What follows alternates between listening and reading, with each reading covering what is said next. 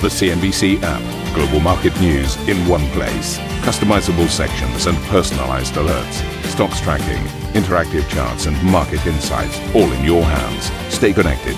Stay informed. Download the CNBC app today.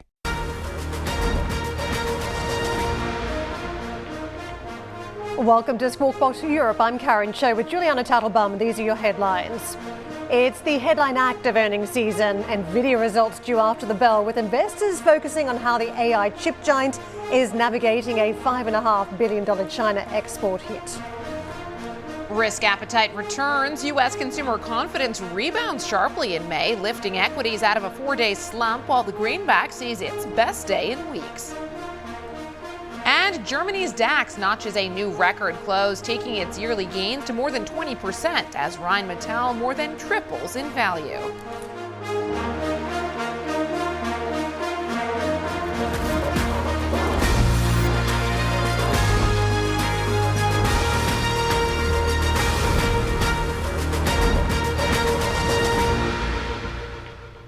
To me, the scene is set for a tech bounce today. We had the market yesterday reacting to hopes that, look, the best may be behind us when it comes to the trade wars. At least that was the big narrative from Wall Street. And it was technology stocks that were the true beneficiaries yesterday. Nvidia, the big constituent mover for both the S&P and the NASDAQ. And if you look at some of the big ETFs under the hood, you saw in reality it was autonomous tech and robotics that really had some motion. So to me, if Nvidia can perform today, the scene might continue for the tech stocks to really rebound from here. And Nvidia stands out. It's the only tech giant we haven't heard from, and arguably the most influential when it comes to that AI trade. Yeah, semis are very much still have been well off the highs that they've had in recent years. Well, Nvidia reports its first quarter numbers after the bell today. The AI chip maker, widely viewed as a bellwether for the global AI market, it's expected to report revenue of just over $43 billion for the quarter. However, investor attention will be focused on how it swallows a recent $5.5 billion write-down related to U.S. government curbs on chip exports to China, putting one of the world's largest companies by market cap at the center of President Trump's trade war. Arjun joins us with more. Arjun, there's a lot that we already know. This big inventory write-down from Nvidia that is well flagged around the China chips. We know that margins, too, are expected to be under a little bit of pressure thanks to the data center cost build-out. But the unknowns, the demand story to an extent, and whether that moat is as wide as people hope on Nvidia. Yeah, I think the first thing is, if we just go for headline numbers, we need to see a beat and raise. It needs to be that. A beat and raise. That's got to be the first, I think, port of call before we get into any other commentary. That's what the market wants to see. We are expecting a slowdown in the growth number as expected, because, you know, how can Nvidia sustain 200% growth every quarter for the next few years? So that's the first thing I think the market's going to want to see. But China really going to be front and center. How is it going to take that $5.5 billion hit? One of the largest in the semiconductor history write-downs. But I think the question is, what is Nvidia's strategy for China now when we have seen those restrictions continue, specifically on that H20 chip, which is designed to comply with export restrictions? Now, there was a report recently from Reuters suggesting that Nvidia is getting ready for a new version of the Blackwell GPU, lower spec, lower performance, that will comply with those restrictions. Again, that will be lower price. So how much of the slack is that going to pick up in China? So that's going to be a key part of it. But I think second and related to that is the Middle East. Given the big tour from President Trump and U.S. companies recently, there were a lot of deals signed around huge infrastructure projects. Is the Middle East and that market going to pick up some of the slack for those lost revenues in China? Yeah, given Stargate is one of the big projects that Nvidia is part of in the United States, what does that build out look like in other Stargate projects elsewhere, for instance, UAE and the Middle East ambitions? I want to just come to the messaging that we saw last time round from Jensen Huang, which was that demand for Blackwell is amazing. And effectively, the messaging here was, look, increasing compute for training makes sense and makes smarter models was the messaging. So the more you spend, the more you build, the better it's going to be in terms of outcomes. But we know that the Chinese have really pushed back against that narrative. They believe just the opposite. Spend less, you get just as good a result. How is Jensen Huang going to counteract that narrative today? Yeah, so the demand picture, as you mentioned, is still a bit of an unknown. I guess our closest read through is what we heard from the hyperscalers in this most recent earnings tech season, which they weren't really changing any of their capex forecasts, and if anything, they were sort of spending a little bit more. So those are the players right now that will be spending big money on Nvidia chips.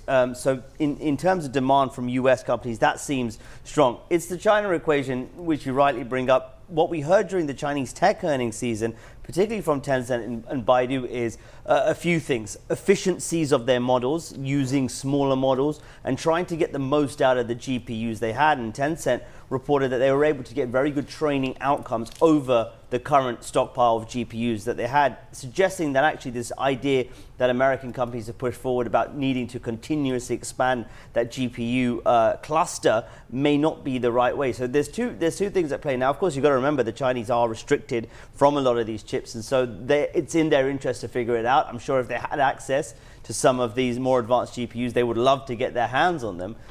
But clearly, I think for Jensen Huang, it's going to be a lot of what he's been saying over the past few quarters. We're in the early innings of the AI build-out. We're seeing these projects around the world. The UAE now, Stargate project taking hold, and I think he's going to talk a lot about all the spending happening, not just in the US, but also globally as well, to justify, of course, the continued cadence of his chips. Arjun, to what extent could an upbeat report today from Nvidia spark a wider rally in tech? Is that leadership still there from Nvidia when it comes to the overall appetite from the investment community for some of these big tech plays? I think it is. It's key. If Nvidia has a good report and the stock rallies, you will see a broader market rally. Look, Nvidia is so linked to so many of the heavy players in these big indexes, right? The hyperscalers, the big tech giants. And so if Nvidia is giving a good report, it says that the demand picture still is there. It justifies the capex spending from Microsoft, from Amazon, from Google, and that sets the stage for a tech rally. Yeah, here's a line. Don't forget last time Jensen Huang was talking about agentic AI and physical AI. If you looked at some of the physical AI trade yesterday, the ARC Autonomous Tech and Robotics ETF, that was up 4%. And in fact, it's been gaining about 14, or the third positive session in a row, I should say. So very strong gain there. And it's telling you that investors now playing some of the other trends along the AI chain. And of course, here in Europe as well, we had movement in some of the so-called nuts and bolts players in Europe as well. Arjun, thank you very much. We're going to be hearing from the CEO, Jensen Huang, following those Nvidia numbers later on today. He'll be speaking to Mad Money's Jim Cramer tonight at 11 p.m. London time. Let's get a check on U.S. markets and see how Wall Street fared yesterday. It was a positive session overall. All three of the majors gained ground. The tech-heavy NASDAQ rallied about 2.5%. The S&P 500 and the Dow Jones both broke four-day losing streaks, with the Dow gaining almost 800 points. So investors taking respite in the fact that President Trump walked back that tariff threat on the EU, which he ignited concerns on Friday before the long weekend stateside. And now we are looking at gains across the board. We also had some helpful consumer confidence data out of the U.S. yesterday. Consumer confidence rebounding sharply in May from an almost 5-year low. So an improvement there in terms of how consumers are feeling about the outlook. We'll see if that holds. Looking at the U.S. tech sector a little bit more closely as we brace for those Nvidia earnings. Here's how the key tech stocks fared yesterday. You had Nvidia gain about 3.2%. Apple also gaining some ground, 2.5% higher for the day. Meta gained 2.4%, and Microsoft gained over 2%. Treasuries, we are closely watching the Treasury curve still, in particular the long end of the curve. The 30-year trading now back below the 5% mark. We have seen yields in the latest trade move a little bit higher, but we're still below the 5% mark. So right now, 4.978%. The 10-year yield trading around 4.47%, so below that 5% threshold. We were below that 4.5% threshold on Friday. We were at 4.511%, so we have traveled markedly lower from there. Dollar crosses. Yesterday, we saw some strength in the greenback. The dollar index gained about 0.5%. Now, this morning, we're seeing a little bit of weakness in the euro and sterling versus the dollar, both down about 0.2%. Dollar yen holding steady right now, and dollar Swissy trading slightly firmer. Now, I mentioned that consumer confidence data. Here's the detail. Consumer confidence rebounded in May following 5 straight months of declines. And this after the data, as I said, hit a near 5-year low in April on President Trump's tariff escalation. The conference board said its index reached 98 in May, but warned short-term expectations around income, business conditions, and the job market remained subdued. Let's welcome Michael Yoshikami, CEO and founder of Destination Wealth Management, to the program to get his views on the market action. Michael, good morning. Thank you for joining us. How much comfort should we take in these latest consumer confidence figures? It seemed to provide a boost to sentiment yesterday, but is that boost premature? No, I think it's reasonable. I think it really comes down to tariffs and the outlook on tariffs. Remember, we have tax cuts coming in the United States as well. So I think there are a lot of sort of stars aligning here for people to have reason to be optimistic. Market values are up, portfolio values are up, 401k balances are up, interest rates are still within reasonable levels, and we have tax cuts coming with some relief from a doomsday scenario on tariffs. So I think there's um, many, I think, plausible reasons why investors should have a bit more optimism than they had maybe a month ago. That's such a bullish take, and certainly stands out relative to a lot of the investors we have come onto this program who are concerned about the investment outlook. When you hear from companies that they're holding back on spend, there's so much uncertainty here. And yes, we have had a reprieve on the tariff front, but we've got those deadlines looming large. July 9th, when we could see high tariffs come back into the fold here. What makes you so comfortable that we're not going to see one of these downbeat or worst case scenarios come to fruition? Well, worst case scenario is always possible, but what have we learned about tariffs and deadlines at this point? We've learned that it's essentially been posturing and negotiation. If we look at what's happening with inflation, you look at what's happening with employment numbers, oil prices are coming down. Possible some geopolitical progress will be made, hopefully, in Ukraine. Europe is bouncing back. So, I don't want to make it sound like I'm optimistic, I would say, like crazily optimistic, but I think this doom and gloom, there could be a recession, but I think if it's a mild recession, I think though really the fundamentals are in place for there not to be a market collapse, and so we're not of the belief that that's a likely outcome. Michael, if the market is feeling more comfortable, it then becomes a matter of market positioning and just what stocks to hold at what price. And the reality is we've still got tech trading off about 5% from its highs, deeper discounts in other areas of the market, trades that investors previously absolutely loved in 2024. I made the point at the start of the show that if Nvidia can get across the line today, it could set the wheels in motion for even stronger tech bounce from here. Do you agree? Yeah, I would agree. I think if Nvidia surprises on the upside, which who knows? But if they surprise on the upside, that will just be one more degree of positive perspective, not only about technology, but U.S. technology. So I think these bellwether stocks really do are sort of an all clear signal in some cases, maybe more than it should be for investors. Nvidia is kind of a unique company in that they have such a strong market position. But if you listen to the CEO, and I'm sure Jim will talk about this with him tomorrow on Mad Money, he's very cautious. And so he's trying to rein down expectations. But still, it's a juggernaut. And I think that if you do see Nvidia surprise, in a positive way, it will be very positive for overall market sentiment. Yeah, I got to say, sovereign AI took on a whole new meaning the other week as we saw those Middle East deals inked in terms of the amount of money flooding through into those Right. Gulf states in the Middle East, right? What do you make, though, of Apple in this context? Because it feels like it is the one company that was lagging in the AI race. Again, we now have a single stock focus from Trump on Apple and what it does with its supply chain. Is it missing out on this broader Yeah. sort of AI wave that we're now seeing? They are so far, and it's been disappointing for investors, right? AI seems obvious that you could package it with iOS, but they're still holding out somehow to integrate it with Siri. And so it's been a disappointment for investors, combined with the usual headwinds, which are sales of handsets in China. And of course, the president singling out Apple as a company that may be subject to particular tariffs. But again, I would take that with a grain of salt. I think that's just posturing to really get Apple to confirm that they are going to move some manufacturing back in the United States, which I think they are going to. They are committed to do. And remember, with Apple, Karen, the thing is, it seems like a handset company, but it's really not. It's a service company. And they're slowly transitioning over to reoccurring services rather than having to depend on having a brand new phone, which, let's be honest, how much better can a phone get, right? I mean, at some point, the adjustments or the improvements are incremental. Focus on services. How much of services comes from China? Virtually none. Virtually none.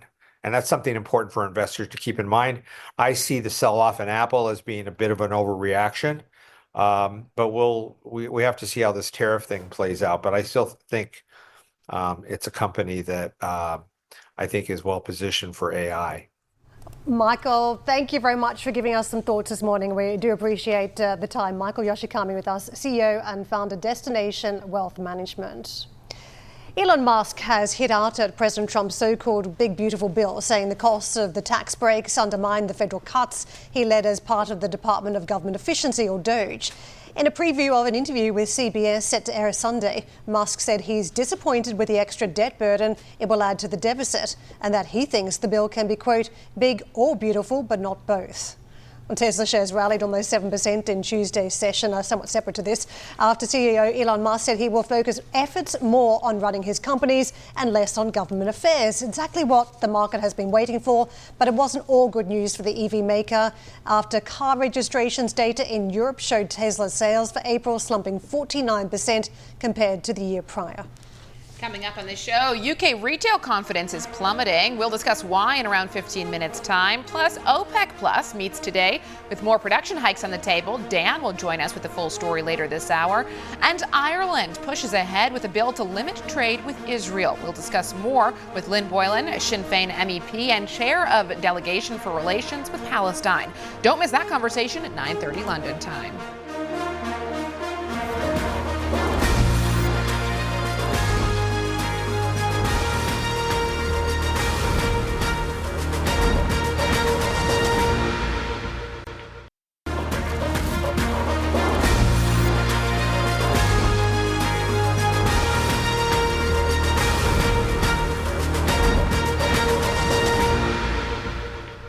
Germany in recent years trying to position itself as somewhat of a chip centre, and the latest here is that TSMC will open a new design hub in Munich, which it says could later support the company's AI chip manufacturing in Europe. The firm's Europe president said the centre is set to open by the third quarter of this year. It will be TSMC's second facility in Germany. The Taiwanese firm is already helping build a 10 billion euro microchip production plant in the eastern state of Dresden as part of a joint venture with domestic tech firms Infineon and Bosch, as well as NXP. Nvidia reports its first quarter numbers after the bell today. The chipmaker is expected to report revenue of just over $43 billion, with earnings per share seen coming in at 94 cents. Traders will also be closely watching for any commentary surrounding chip export restrictions to China. As AI implementation becomes more common, new research suggests banks are falling behind when it comes to using the technology. Leslie Picker filed this report. A new report out saying that banks are, quote, falling behind when it comes to AI. While the industry is doing plenty of experimenting, only about a quarter of firms are using the technology strategically, according to Boston Consulting Group. The research found that most banks are, quote, playing it safe, using AI for individual productivity improvements rather than broad-based transformation. There are several reasons for this. The bank's data is notoriously fragmented and general-purpose large language models aren't applicable. Additionally, 61% of firms told BCG that running afoul of regulation is a top concern in fully embracing the technology. But the report serves as a reckoning for an industry that spent more than $30 billion on AI last year, more than any other industry except software. And the stakes are high, with BCG saying the window is quickly closing for banks to fully embrace AI or risk losing their competitive position. The report says Gen AI and agentic AI will dismantle current moats that banks enjoy, things like complexity and sticky customers and opaque pricing. However, the double-edged sword in all of this is if or when banks fully lean into AI, there could be a drastic reshaping of the workforce. One unnamed large bank in the report is said to be targeting a 35 to 50% reduction in headcount by 2030 with full potential deployment of AI. For CNBC Business News, I'm Leslie Picker. 150 billion euros. That's how much in market value some of Europe's oldest industrial companies have gained on the back of booming demand for AI data centers and AI infrastructure. That's according to data collected by the Financial Times. So the FT outlining how 4 of the bloc's legacy industrial groups, Siemens, Legrand, Schneider Electric and ABB, have pivoted and adapted to make themselves key suppliers in the global AI race. To me, this is fascinating because we've been talking a lot about the picks and shovels. These are the nuts and bolts companies. So the picks and shovels are very interesting because of the level of innovation. You think about the GPUs, for instance, that Nvidia has come up with, and that will be showcased again today. These are more nuts and bolts, and no one thinks nuts and bolts are sexy. But the reality is nuts and bolts can make a lot of money, and they are required when you're constructing something. And we are talking about one of the greatest architecture builds out here, the greatest AI infrastructure build out that the world has ever seen. So nuts and bolts are required. And if you look at a couple of these names, you've seen some of them up double digits so far year to date, which is no mean feat given the market volatility we've seen so far this year. I think for European investors as well, this provides, these 4 companies that you just highlighted provide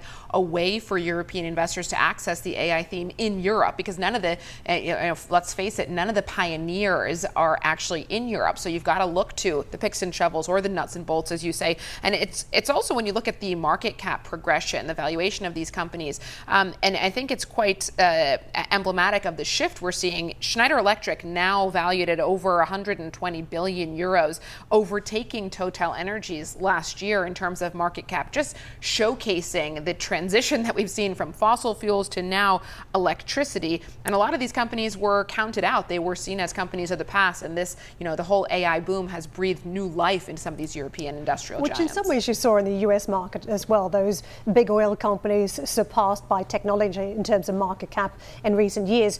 To me, we've known about the Schneider story. A lot of investors have been closely seeing that as the one big AI name in Europe. The other 3 are fascinating. The Siemens story, the fact that it's remade the business. It's pivoted away from the very big industrial conglomerate that it was for many, many years, trying to really hone focus in the AI space. So that is fascinating. I mean, ABB, for me, the robotics story is so underappreciated for so long.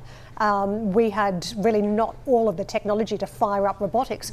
But if you talk to some of the VC firms now, and we've had a lot of those conversations recently, they all think robotics is really the next frontier. And this is the whole physical AI part, the physical AI trend that Jensen Huang is talking about. The fact that you get the AI into some of the devices, whether it's self-driving, whether it's robotics in factories, robotics for the home down the track, that is the physical AI component. And ABB has been right at the forefront of that for many, many years. And again, when you think about investment opportunity with European stocks trading at a discount, if you want to access, such a key theme, robotics, what better way than to play it through a European company?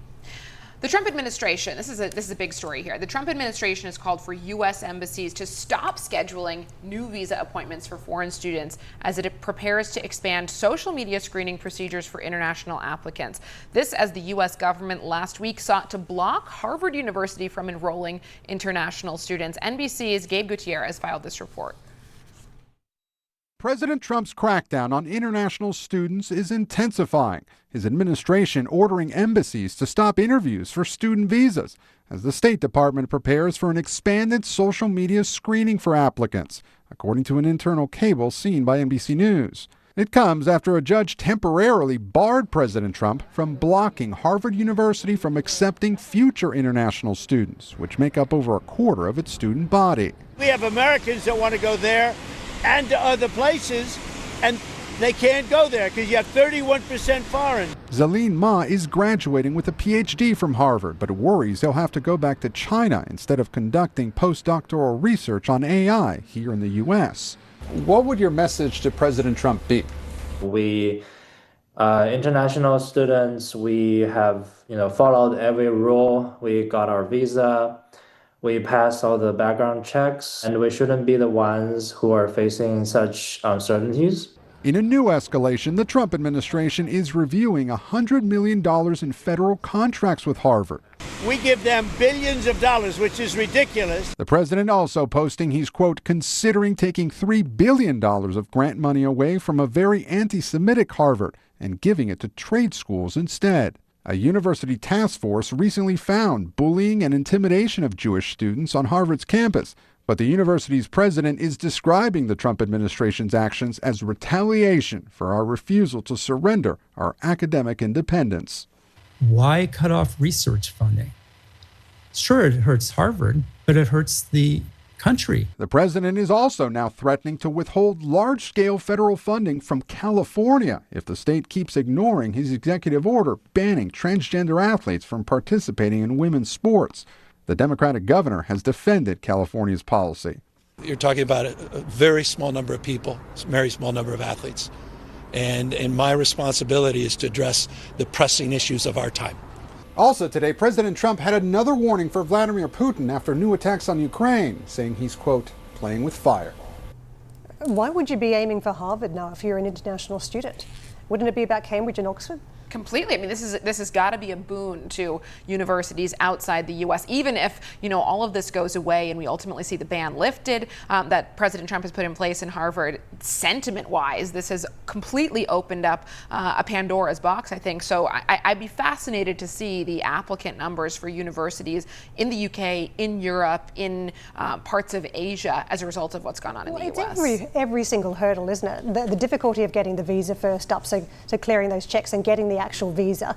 Number two, if the university grants are going to be hit, what sort of institution are you going into? And number three, the reason a lot of international students go and study overseas is for the prospect of getting a job in that country down the track. And if that avenue is then shut to them, they feel as though there's a pushback on immigration, that the piece of paper they get from the university is going to count for naught. Mm-hmm. Why would you go in that direction? You would think about going somewhere else with just as strong an education credential, and that would be naturally the UK, you'd think. Well, I think also, to your point about what happens after graduation, you just listed some pretty powerful pushes away from the U.S. But when it comes to the pull, what might pull students to go to universities elsewhere, you're seeing now huge investment in the Middle East, for example. Yeah. When you think about post-graduation opportunities, if you are in a sector related to AI, you're naturally now going to be thinking about other destinations. The Middle East, again, possibly parts of Asia, possibly parts of Europe.